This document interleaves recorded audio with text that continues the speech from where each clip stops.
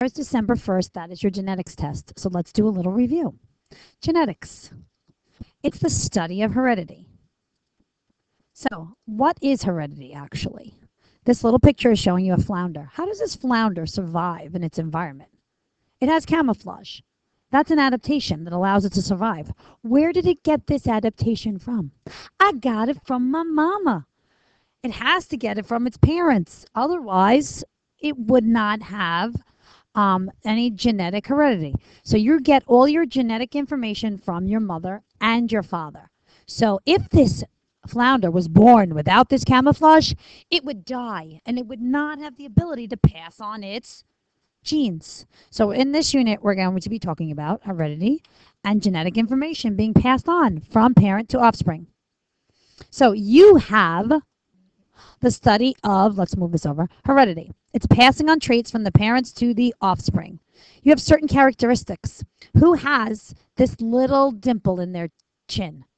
If you have that little dimple in your chin, chances are you got it from either your mom or your dad. Do you have dimples? You got that from your mom or your dad. You can't say you got it from your grandma because grandma didn't give it to you. But if mom and dad don't have it, they must have hidden the gene.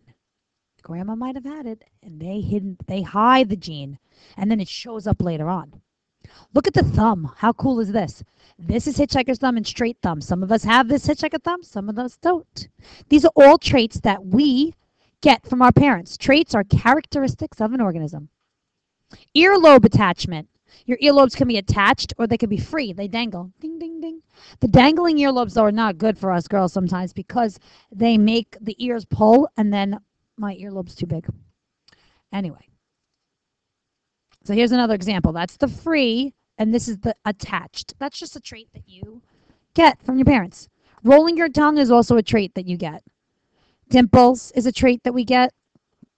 Longer second toe. You don't like the way this looks? Blame it on your mom or your dad. They gave it to you. Bent little pinky. You got it from your mama. Polydactyly. How cool is this? 6 fingers. That is a dominant trait. This is a dominant trait. So when the person is born, the baby, they generally aren't this pronounced. They're not this perfect. Most of the time, you don't even know you have a 6 finger because the doctors remove it when you're a baby. But some people will know they had it because their parents told them stories. It's a dominant trait, so you only need one dominant gene to get that trait. It's very common. Chromosomes. They're a part of the cell that determines what traits a living organism will have. They're located inside your nucleus. They're made up of DNA and genes. Humans have 46 chromosomes in your somatic cells and only 23 in your sex cells. So these chromosomes are like bowls of spaghetti. Unravel them and you get your genes. Unravel your genes and you get your DNA, deoxyribonucleic acid. And all of your chromosomes are inside every single cell of your body. Your gene is a part of your chromosome that controls your inherited traits. A pair of maternal and a pair of paternal. That means I got it from my mama. Example, brown eyes. You get one of these B's from your mom and one from your dad. This person had gotten both of the exact same traits. They got the same genes, but you can get different genes from your mom, and let's see what happens. Genes can also mutate. They change unexpectedly, and that forms a brand new trait. Sometimes that's good, sometimes that's bad. Genetic mutations of flies. This one has no wings. That's a mutation. This guy has little beady eyes. That's a mutation. They call it bar-eyed. And this guy had sepia-colored eyes. All of those things are variations. They're mutations, and they get passed on. Look at this mutation. It can get passed on to its baby. Humans have close to 25,000 pairs of genes. They have 2 alleles that form a gene that show up the same trait. So like, for instance, brown eyes and blue eyes, those are individual alleles. Your DNA are proteins that make up your genes. They look like a double helix, and they contain a genetic code. The code for insulin is like 5 pages long. I printed it up once. There's so many different proteins that make up insulin, and one little mistake makes that person diabetic. They can't make their own insulin. Codes determine what genes form and what inherited traits are given. Here are your codes. You don't have color-coded DNA, but the proteins bind to opposite proteins like thymine and adenine always combine with each other and guanine and cytosine, and that makes a genetic code. And they're all bound by hydrogen bonds.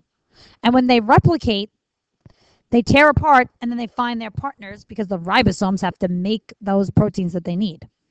So on these little bands that are on these chromosomes are genes. And those genes are made up of DNA. So the DNA is the smallest piece inside your nucleus.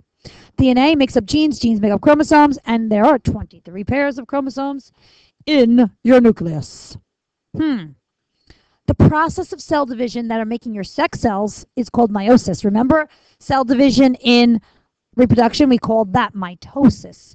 Meiosis is a little bit different. You make half the number. So your sex cells only have 23 chromosomes in them. Every single one of your body cells, which we call somatic cells, has 46 chromosomes. Your sex cells only have 23.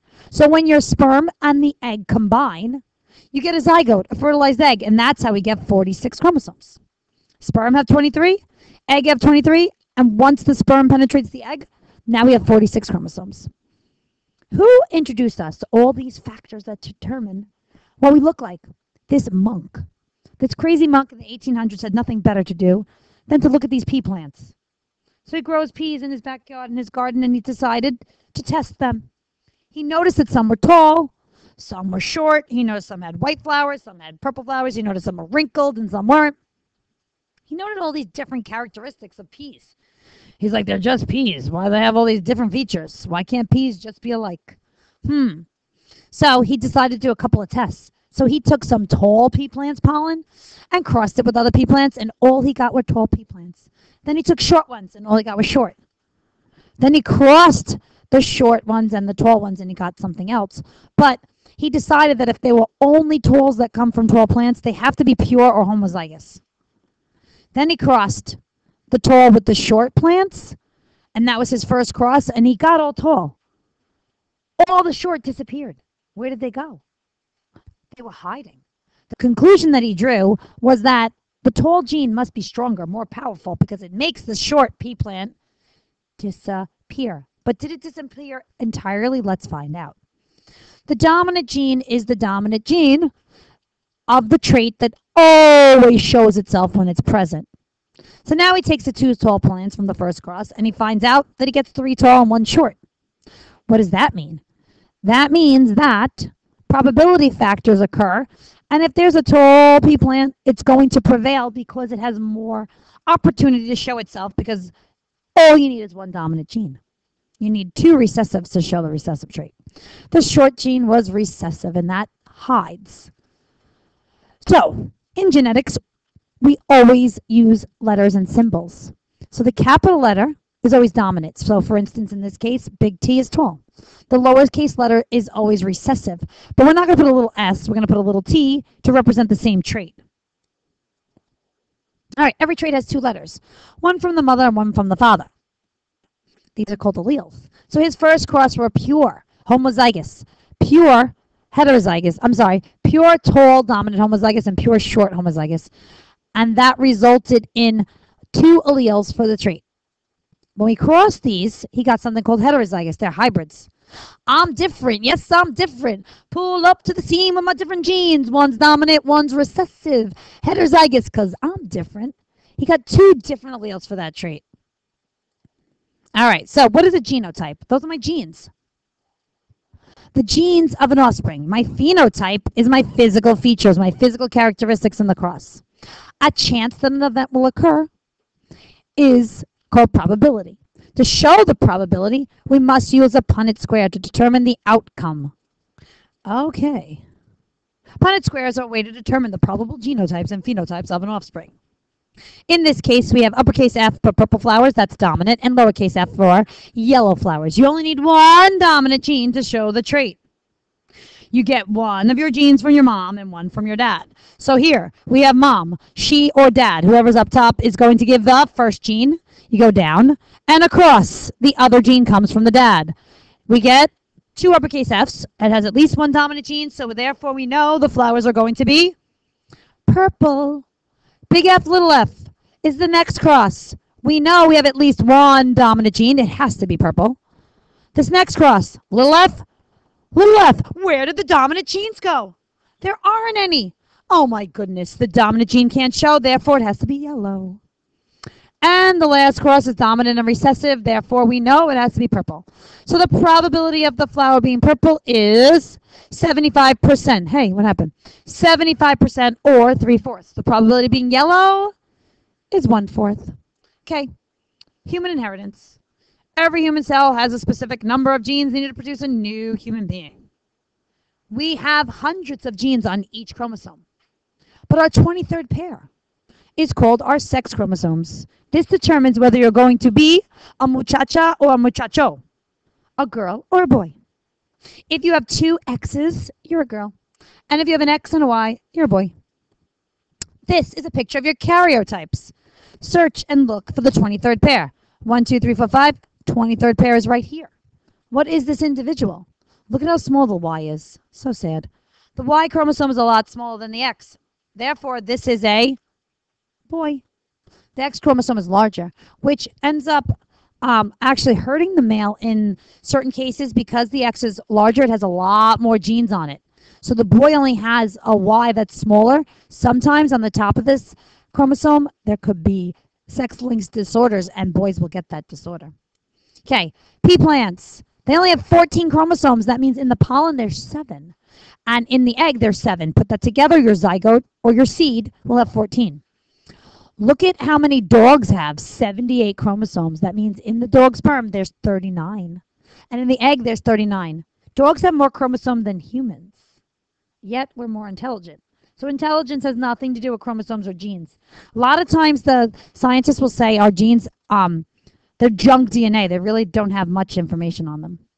All right, sex-linked traits. Sex-linked traits are traits that only occur on the sex chromosomes. So male chromosomes are XY, female are XX. Traits that are inherited on the X or the Y chromosome are called sex-linked traits. The Y chromosome doesn't have a lot of traits, and it cannot mask the traits on the X because X has more genes. So X chromosome holds these traits like hemophilia. If you get hemophilia, you bleed, and you can't stop bleeding. It's very dangerous. Back in the 1800s, people died from hemophilia. Today, they know how to treat it. Colorblindness is another sex-linked trait. Most of the time, females are heterozygous for this trait, and they're carriers. But boys get it when they only have one gene because they don't have 2 X chromosomes, so they can't mask it. So in order for the female to get it, she has to have both of the genes. And her dad has to have the trait in order for her to get it. So dad has to be colorblind in order for the daughter to get it, but then the mom also has to have the trait. Dads can't give the trait to their sons because the trait is only counted in the X chromosome. They only give their sons Ys. So if your dad's colorblind, he'll never make you colorblind because you don't have that. You only have one X chromosome, and you get that from your mom. All right, so if you're colorblind, you won't be able to read this 26, the 58, the 18. I'm not colorblind, but I don't really know what this one says. Looks like it. Oh, it's an E, yes. And that is what, a 17? Okay. Old age does it to me too. Blood types. Blood type A negative, B negative, O negative. Those are all dominant blood types. O, I'm sorry, is recessive. Your blood type AA, etc., etc. So if you have 2 A's, you have blood type A. If you have 2 B's, you have blood type B. If you have 2 O's, you have blood type O. But if you have an A and an O, your blood type is A because the O is recessive. A B and an O, you don't have body odor, you have blood type B. And if you have an A and a B, you don't have one or the other, you have blood type AB. So the only one that hides itself is the O when the A or the B is present. These are codominant. Homozygous, homozygous, homozygous. These are heterozygous, therefore the dominant gene is going to prevail. And this one is codominant because both of them are strong. Okay, pedigree chart. It's a family tree. It shows you the presence or absence of a trait in a family. So in this case, this pedigree chart is listed as right-handedness. So if you're a right-handed female, you're going to be this color, like this light color. And if you are a left-handed female, you're going to be dark colored in. So left-handedness is recessive. That means you have 2 small little genes for left-handedness. So in this case, daddy was left-handed and mommy was right-handed. The little boy, because the squares are boys, became left-handed, but the little girl wasn't. But then this little girl is not part of their family. This mother and this father had this child. This child married this girl. They marry each other, and they have a little girl that has left hand. How'd that happen? They get one of the genes from the dad. Natalie, how does that happen? The female, good girl. This one is a carrier, so she carried the gene to that one as well. This one has to be a carrier too, because you can't get this gene unless you're a carrier. So the pedigree charts are a good way to study your family traits. A mutation is a change in a gene that's caused by inheriting a new trait. So this little white guy, this bird, that was a mutation. Now it has a new gene that it can pass on. So variations occur. It doesn't always happen overnight. It takes hundreds of years for that gene trait to be carried on. Blue eyes is a mutation. Mutations occur internally or externally. Look at how sad. These are external mutations. Some mutations are beneficial. Look at that. That could be a mutation, but I really think that was a pituitary gland problem. Mutations can be caused by environmental factors as well. Pollution can cause this. Both of these were caused by pollution or maybe even radiation or some type of chemical that changed the development of the flower or the frog. Look at this poor baby. There was something that caused this child to not have a full arm, some type of radiation or something. Mutations aid in the process of evolution. Genetic engineering, which is something that's really big right now. 94% of our soybeans are genetically engineered. 85% of our corn are genetically engineered. We have 30,000 products in the supermarket that are genetically modified foods. You eat them every single day. What are they doing to our systems? We don't really know that much information, but some people are fighting and saying that it does nothing to you. And some people say, well, it's going to cause us to be sick in the future. Well, genetically modifying can be beneficial.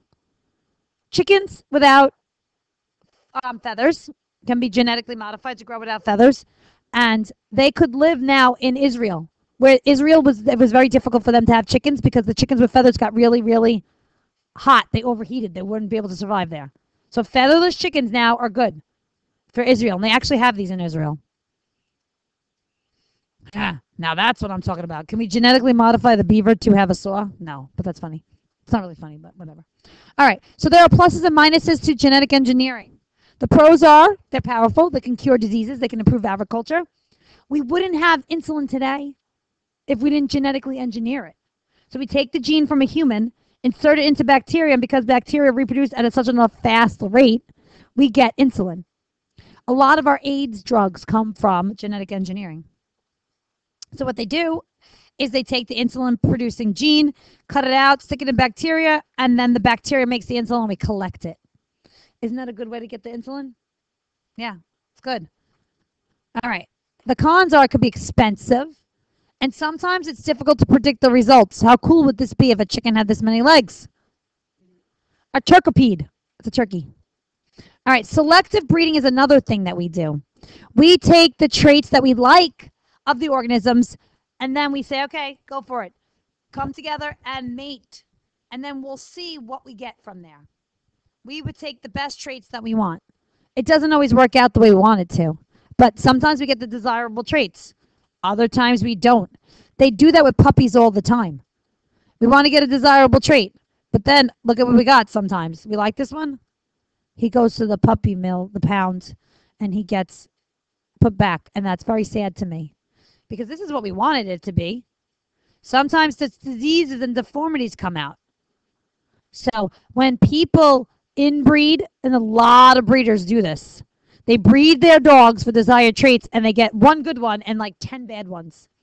They sell that one good one for like $2,000 and then they just put the other ones on the side of the road. Isn't that horrible? It is mean, and they do that all the time. I hate it. Cloning, you're making a genetic copy. You're taking a cell from one organism, removing the DNA from the other one, from the nucleus. It's a naked nucleus of a fertilized cell, and then we put the DNA inside of it and put it inside of a foster mom, and we get a clone. They did that with Dolly the sheep. We get the desired traits more quickly. There is a man in California that's cloning dogs right now.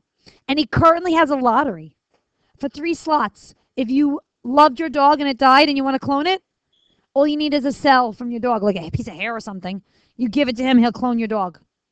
And you'll get your exact dog that you had before. Well, because of nature versus nurture. Your dog is your dog because of their experiences they had in life, right? But you're going to get the dog that looks exactly alike. And maybe there are some characteristics you love about your dog. It's so friendly. If you love your dog the same, it'll still be friendly. The other dog passed away, so you missed it. Yeah, you feel the same way because you love it. There's a lot of controversy over cloning. I like that you have you're standing by an issue.